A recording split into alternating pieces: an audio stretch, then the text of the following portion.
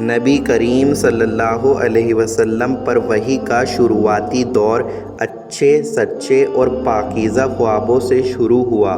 آپ خواب میں جو کچھ دیکھتے وہ صبح کی روشنی کی طرح صحیح اور سچا ثابت ہوتا۔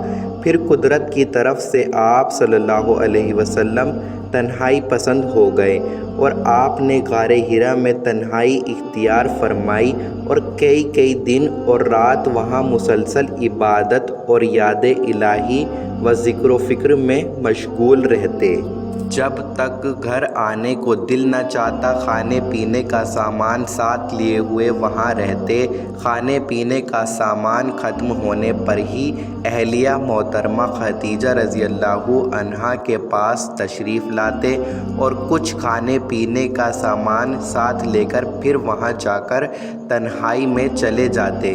یہی طریقہ جاری رہا یہاں تک کہ آپ پر حق کھل گیا اور آپ صلی اللہ علیہ وسلم غار حرا میں ٹھہرے ہوئے تھے کہ اچھا جبرائیل علیہ السلام صلی اللہ علیہ وسلم کے پاس حاضر ہوئے اور کہنے لگے کہ اے محمد پڑھو۔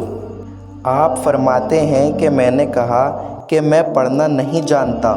آپ صلی اللہ علیہ وسلم فرماتے ہیں کہ فرشتے نے مجھ کو پکڑ کر اتنے زور سے بھینچا کہ میری طاقت جواب دے گئی۔ پھر مجھے چھوڑ کر کہا کہ پڑھو۔ میں نے پھر وہی جواب دیا کہ میں پڑھا ہوا نہیں ہوں۔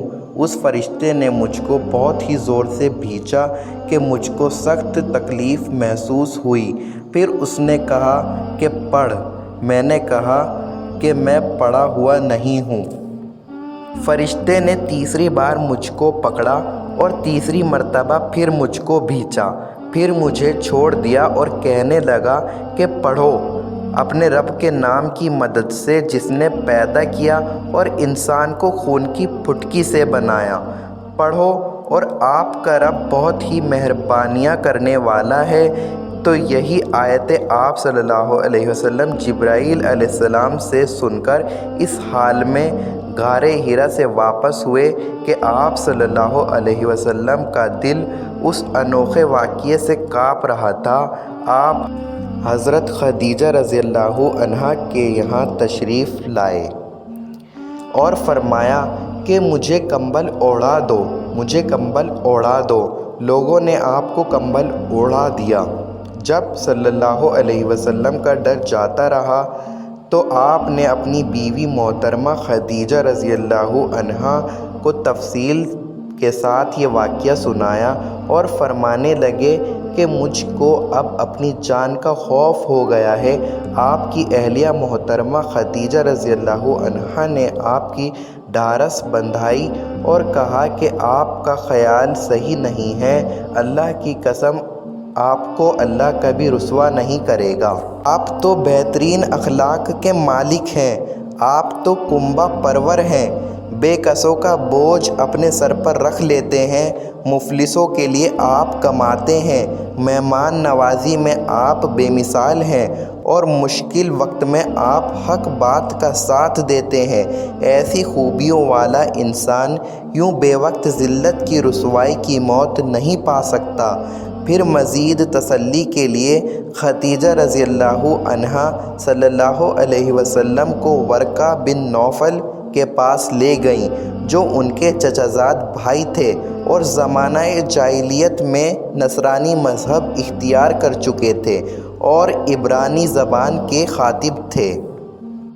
چنانچہ انجیل کو بھی حسب منشاء خداوندی عبرانی زبان میں لکھا کرتے تھے۔ انجیل سریانی زبان میں نازل ہوئی، پھر اس کا ترجمہ عبرانی زبان میں ہوا۔ ورقہ اسی کو لکھتے تھے۔ وہ بہت بوڑھے ہو گئے تھے، یہاں تک کہ ان کی آنکھوں کی روشنی بھی جا چکی تھی۔ خدیجہ رضی اللہ عنہا نے ان کے سامنے آپ صلی اللہ علیہ وسلم کے حالات بیان کیے اور کہا کہ اے چچا زاد بھائی، اپنے بھتیجے محمد صلی اللہ علیہ وسلم کی زبانی ذرا ان کی کیفیت سن لیجئے۔ وہ بولے کہ بھتیجے، آپ نے جو کچھ دیکھا ہے اس کی تفصیل سناؤ۔ چنانچہ آپ نے شروع سے آخر تک پورا واقعہ سنایا۔ جسے سن کر ورقہ بے اختیار ہو کر بول اٹھے کہ یہ تو وہی ناموس معزز رازدان فرشتہ ہے جسے اللہ نے موسیٰ علیہ السلام پر وحی دے کر بھیجا تھا۔ کاش میں آپ کے اس عہد نبوت کے شروع ہونے پر جوان عمر ہوتا، کاش میں اس وقت تک زندہ رہتا جب کہ آپ کی قوم آپ کو اس شہر سے نکال دے گی۔ رسول اللہ صلی اللہ علیہ وسلم نے یہ سن کر تعجب سے پوچھا کہ کیا وہ لوگ مجھ کو نکال دیں گے، حالانکہ میں تو ان میں صادق و امین و مقبول ہوں؟ ورقہ بولا، ہاں یہ سب کچھ سچ ہے، مگر جو شخص بھی آپ کی طرح حق بات لے کر آیا، لوگ اس کے دشمن ہی ہو گئے ہیں۔ اگر مجھے آپ کی نبوت کا وہ زمانہ مل جائے تو میں آپ کی پوری مدد کروں گا۔ مگر ورقہ کچھ دنوں کے بعد انتقال کر گئے، پھر کچھ عرصے تک وحی کی آمد رکی رہی۔